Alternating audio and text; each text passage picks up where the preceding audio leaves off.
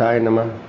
नमस्कार दोस्तों, मैं पालमिस्ट पंडित एस.एन. तिवारी आज आपको संतान योग तथा संतान से सुख इस विषय पर आपसे चर्चा करने वाला हूँ।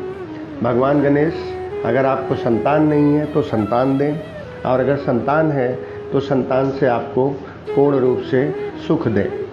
तो दोस्तों, हम चर्चा करते हैं संतान रेखा और संतान योग के बारे में। जब हम किसी योग की बात करते हैं तो इसका सीधा मतलब होता है कि उसमें एक से ज़्यादा चीज़ें मिली हुई हैं। तो संतान योग में कुछ महत्वपूर्ण चीज़ें जो हम आपको बताने जा रहे हैं वो ये हैं। पहला पॉइंट, ये जो शुक्र पर्वत है संतान प्राप्ति के लिए इसका विकसित होना ज़रूरी है। बिना शुक्र पर्वत के विकसित हुए हमें पूर्ण रूप से संतान योग का प्रेडिक्शन करना गलत होगा। ये शुक्र पर्वत हमारी फर्टिलिटी रेट को बनाता है, हमारे स्पर्म की स्टेबिलिटी को बताता है, उसके नंबर को बताता है और उसमें कितना स्टेमिना है उसकी बात करता है। शुक्र पर्वत के साथ साथ दूसरा पॉइंट होता है आउटर मंगल। ये जो बाहरी मंगल होता है जो कि एक हमारे पौरुष का प्रतीक होता है, इसका भी विकसित होना जरूरी है संतान प्राप्ति के लिए। तीसरा पॉइंट, अगर हमारा गुरु पर्वत भी विकसित है तो हमें संतान अवश्य मिलेगी और वो पूर्ण रूप से प्रतिभावान और ओजस्वी होगी। अगली बात दोस्तों, चौथा पॉइंट इस पे हम डिस्कस करने जा रहे हैं। ये मणिबंध की रेखाएं होती हैं। हमारे हाथ में नीचे की तरफ 2-3 मणिबंध रेखाएं होती हैं।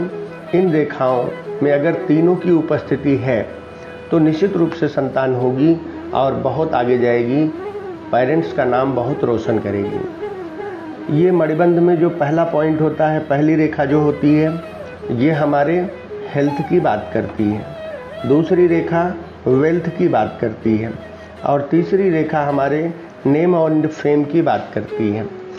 अगर तीनों रेखाएं हैं तो निश्चित रूप से प्रतिभावान संतान होगी। अगर इसमें से पहली रेखा कुछ कम भी है, जिसको हम हेल्थ लाइन बोलते हैं, ये अगर थोड़ी कम भी है और दूसरी रेखा पहली कम है और दूसरी रेखा पूर्ण रूप से विकसित है, अगर ऐसी कंडीशन है, पहली कम है, दूसरी विकसित है, तीसरी विकसित है, तब भी प्रतिभावान संतान का होना पूरी तरह से संभव है। अगली 5वीं बात करते हैं इसमें जो बहुत महत्वपूर्ण है, शादी की रेखा। बिना इसके संतान प्राप्ति का तो कोई मतलब ही नहीं बनता। हृदय रेखा के ऊपर और बुध पर्वत यहाँ इसके नीचे जो रेखा बनती है उसी को हम बोलते हैं शादी की रेखा। यहाँ पे एक से ज़्यादा रेखाएं भी दिखाई दे सकती हैं। उनका मतलब ये नहीं है कि बहुत सारी शादियाँ होंगी। ये अफेक्शन की रेखाएं होती हैं। इसमें व्यक्ति कब आकर्षित हुआ है फीमेल के प्रति या किसी के प्रति सिंपैथी आई है, तो ये रेखाएं छोटी छोटी डेवलप हो जाती हैं। लेकिन इनमें से जो सबसे बड़ी होती है, स्ट्रेट होती है, विकसित होती है, उसी को हम मैरिज लाइन प्रेडिक्ट करते हैं। इस मैरिज लाइन पर बुध पर्वत को जोड़ने वाली जो रेखाएं होती हैं, इनको हम संतान की रेखाएं कहते हैं। इनकी काउंटिंग हम इधर से करेंगे, 1 2 3 4 इस तरफ से करेंगे तो संतान का प्रेडिक्शन होगा। ये रेखाएं अगर पूरी तरह से सीधी हैं, बुध पर्वत की तरफ जा रही हैं मैरिज लाइन से निकलकर, तो जो संतान होगी वो पुत्र संतान होगी। और अगर ये रेखाएं थोड़ी सी पतली हैं या लहरदार हैं तो उन रेखाओं को हम कन्या संतान प्रेडिक्ट करते हैं। अगर ये पतली हैं या लहरदार हैं इस तरह से तो उसको हम कन्या संतान बोलेंगे। दोस्तों, अगली बात करते हैं, ये इससे हम मैरिज लाइन के ऊपर की लाइनों को हम कन्या या पुत्र के लिए काउंट कर सकते हैं। लेकिन कभी कभी कन्फ्यूजन भी होता है। कन्फ्यूजन इस तरह का होता है कि कुछ रेखाएं हृदय रेखा की तरफ से नीचे की तरफ से आती हैं और इस लाइन को टच करती हैं। इन रेखाओं को हम संतान रेखाएं नहीं बोलते। ये रेखाएं मैरिज लाइफ में दूसरों के इंटरफियरेंस को बताती हैं। कुछ बाहरी व्यक्ति, रिश्तेदार आपकी मैरिज लाइन में इंटरफियर कर रहे हैं मैरिज लाइफ में, और वहाँ पे कलह का वातावरण बनता है। तो इनको कभी भी कन्फ्यूजन मत होना कि ये संतान की रेखाएं हैं। संतान की रेखाएं मैरिज लाइन से निकलकर स्पष्ट रूप से ऊपर की तरफ जाती हैं। अगली बात करते हैं दोस्तों, और बहुत महत्वपूर्ण बात करते हैं। वीडियो को पूरा देखिएगा, तभी पूरे कंक्लूजन तक आप पहुंच पाएंगे। यहाँ पे अंगूठे के नीचे ये जो शुक्र पर्वत को जोड़ने वाली लाइन है, इसकी बात करते हैं। यहाँ पे अगर ये जो वै के चिन्ह बने हुए हैं, इस तरह से इसको बोलते हैं वै का चिन्ह, ये चेन की तरह चिन्ह दिखाई देंगे स्पष्ट रूप से आपको। इनके नंबर को काउंट करके आप बहुत ही एक्यूरेसी के साथ प्रेडिक्ट कर सकते हैं कि व्यक्ति को कितनी संतानें होंगी। मैंने पहले भी बताया, ये प्रेडिक्शन पूरी तरह से एक्यूरेट होगा अगर हम माताओं के हाथ में इसका या महिलाओं के बाएं हाथ में इसका हम प्रेडिक्शन करें। और इस तरह से अगर यहाँ पे 3 वै बने हुए हैं तो 3 संतानें हैं। और अगर ये कोई कटिंग है इसमें, तो निश्चित रूप से समझना वो संतान गर्भ में आई थी, लेकिन वो अस्तित्व में नहीं आई, एबॉर्ट हो गई या उसका गर्भपात हो गया किसी कारणवश। इसके अलावा दोस्तों बात करते हैं, इन वै के चिन्हों में कुछ चिन्ह बड़े वै के होंगे और कुछ चिन्ह छोटे वै के होंगे। इस तरह से बड़े वै के चिन्ह और ऐसे छोटे वै के चिन्ह। तो बड़े वै के चिन्ह को हम पुत्र संतान मानते हैं और छोटे वै के चिन्हों को कन्या संतान प्रेडिक्ट किया जाता है। जैसे इस चेन में जो हमने बनाया है, इसमें 1 पुत्र और 2 कन्या संतान का योग दिख रहा है।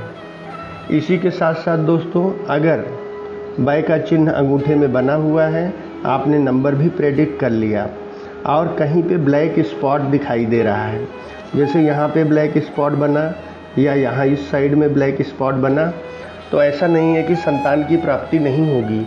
संतान की प्राप्ति अवश्य होगी, लेकिन ये संतान अपनी पेरेंट्स की केयर नहीं करेंगे, उनकी बातों को नहीं मानेंगे, और वृद्धावस्था में उनको सपोर्ट नहीं मिलेगा। इस तरह से आप कह सकते हैं कि संतान जो है नालायक होगी। दोस्तों अगली बात करते हैं, अगर शुक्र जो है उन्नत नहीं है, ये शुक्र पर्वत उन्नत नहीं है और गुरु पर्वत भी दबा हुआ है, तो ये जो वै के चिन्ह हैं और मैरिज लाइन पर ऊपर निकलने वाली रेखाएं हैं, ये सब भी हैं, तो संतान अवश्य मिलेगी, लेकिन संतान उत्तम किस्म की नहीं होगी। वो पेरेंट्स का पूरी तरह से ध्यान नहीं रखेगी, उनकी बातों को नहीं मानेगी। अगली बात दोस्तों हम इस पे करते हैं, मंगल पर्वत पर कुछ रेखाएं, बाहरी मंगल जो पौरुष का प्रतीक होता है, उस पर ये कुछ रेखाएं जो उभरी हुई होती हैं, ये संतान की रेखाएं नहीं हैं, लेकिन संतान पैदा करने की क्षमता को ये लाइनें प्रेडिक्ट करती हैं। इसके अलावा दोस्तों हम अगली बात करते हैं, फिंगर्स से रिलेटेड प्रेडिक्शन होगा संतान का। अगर किसी महिला के हाथ में, बाएं हाथ में, जो मैं पहले से ही कहता आ रहा हूँ, ये गुरु की लाइन पूरी तरह से बड़ी है मीन्स ये सूर्य रेखा से थोड़ी बड़ी है। ये है सूर्य की फिंगर और ये गुरु की फिंगर, तो ये सूर्य से बड़ी है। तो ऐसे में ऐसा पाया गया है, बहुत सारे हमारे अनुभवों में भी और ग्रंथों में भी यही लिखा है कि जिसकी ये गुरु फिंगर बड़ी होती है उसको कन्या संतानें ज़्यादा होती हैं। कभी कभी दोस्तों ऐसा भी देखने को मिलता है कि गुरु और सूर्य दोनों ही बराबर साइज़ की हैं, दोनों ही फिंगर बराबर साइज़ की हैं। अगर ये दोनों बराबर साइज़ की हैं, जैसे इस हाथ में तो नहीं है, लेकिन अगर बराबर साइज़ की हैं तो बराबर पुत्र और कन्या दोनों की प्राप्ति बराबर संख्याओं में होगी। 1 पुत्र 1 कन्या या 2 पुत्र 2 कन्या, इस तरह से आप प्रेडिक्शन कर सकते हैं। लेकिन अगर सूर्य रेखा, सूर्य पर्वत से निकलने वाली फिंगर बड़ी साइज़ की है, गुरु वाले से बड़ी साइज़ की है, तब ऐसी कंडीशन में पुत्र संतान ज़्यादा प्राप्त होते हैं। और यहाँ मैरिज लाइन से निकलने वाली लाइनों में अगर आप कंफर्म नहीं कर पा रहे हो कि कौन सी कन्या की है कौन सी पुत्र की है, तो आप सूर्य फिंगर अगर बड़ी है तो ज़्यादा नंबर पुत्र संतानों का होगा और कम नंबर कन्या संतानों का होगा। तो दोस्तों, इसके बाद अगली बात करते हैं। अगर ये गुरु पर्वत उन्नत है, पूरी तरह से उन्नत है, और इसी के साथ साथ ये गुरु भी पूरी तरह से उतना ही बराबर रूप से उन्नत है, तो ऐसी कंडीशन में संतान योग कम बनता है। क्यों? क्योंकि गुरु बुद्धि विवेक का प्रतीक होता है और शुक्र वैभव का प्रतीक होता है, तो विवेक वैभव के ऊपर हावी होने लगता है। ऐसी कंडीशन में फर्टिलिटी कम हो जाती है और संतान होने के योग कम बनने लगते हैं। मैंने अपने अनुभव में ये पाया है कि अगर ये संतान रेखाएं माताओं के हाथ में, बाएं हाथ में देखी जाए तो प्रेडिक्शन बहुत स्पष्ट होता है। ऐसा इसलिए क्योंकि माताएं जो है संतान से बहुत भावनात्मक रूप से जुड़ी होती हैं और संतान के प्रति उनकी संवेदनशीलता पिता से ज़्यादा होती है। ऐसा नहीं कि पिता के हाथ में ये रेखाएं नहीं देखने को मिलती हैं, उनके दाहिने हाथ में ये रेखाएं देखने को मिलेंगी, संतान की रेखाएं। वही जो बताया हमने मैरिज लाइन के ऊपर या अंगूठे के नीचे जो बै के चिन्ह होते हैं उसमें देखने को मिलती है। दूसरी बात दोस्तों, कभी कभी ऐसा भी होता है कि हमारी भाग्य रेखा से एक रेखा निकलकर उसकी ब्रांच बुध पर्वत की तरफ जा रही है, तो ये भी बहुत ही प्रतिभावान संतान की उत्पत्ति का संकेत देती है।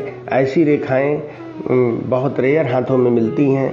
ये संतान जो भी अपने भविष्य में चाहेगी वो बन जाएगी और माता पिता के प्रति पूर्ण रूप से समर्पित होगी। बट दोस्तों, ध्यान रहे, ये बुध पर्वत की तरफ जाने वाली ब्रांच मैरिज लाइन को टच करते हुए ना जाए, नहीं तो इसका दूसरा परिणाम देखने को मिलता है। दोस्तों, अगर आपको हमारा वीडियो इन्फॉर्मेटिव लगता हो और आपके काम का हो, आपको इससे कुछ रिलायबल इन्फॉर्मेशन मिलती हैं, तो वीडियो को अवश्य सब्सक्राइब करिए और लास्ट तक देखने के लिए आपका बहुत बहुत धन्यवाद। नमस्कार।